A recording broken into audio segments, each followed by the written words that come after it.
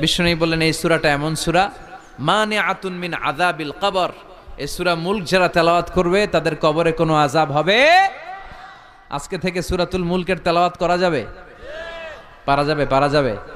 আসেন না নিজেদেরকে একটু পরিবর্তন করি, আসেন না নিজেদের আমলের ঝুলিতে আরো কিছু বাড়াই, নিজেদের আমলগুলোকে সুন্দর করি, নিজেদেরকে আর একটু পরিচ্ছন্ন করি। প্রতিদিন রাতে সূরাতুল মুলক তেলাওয়াত করবেন ইনশাআল্লাহ, কইতে পারলেন না? 2 নম্বর ফজিলত শাফাআত লি সাহিবিহা। এই সূরা যারা তেলাওয়াত করবে এই সূরা তেলাওয়াতকারীর জন্য আল্লাহর কাছে সুপারিশ করবে।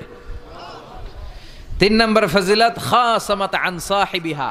এই সূরাটা কিয়ামতের দিন এই সূরার তেলাওয়াতকারীর পক্ষে আল্লাহর সাথে তর্ক করবে, ডিবেট করবে। কতক্ষণ? হাত্তা আদখালাহুল্লাহুল জান্নাহ, যতক্ষণ না আল্লাহ তাআলা এই লোকটাকে জান্নাতি বলে ঘোষণা না দেয়। আল্লাহ যতক্ষণ অ্যানাউন্স করবে he is from paradise, he will and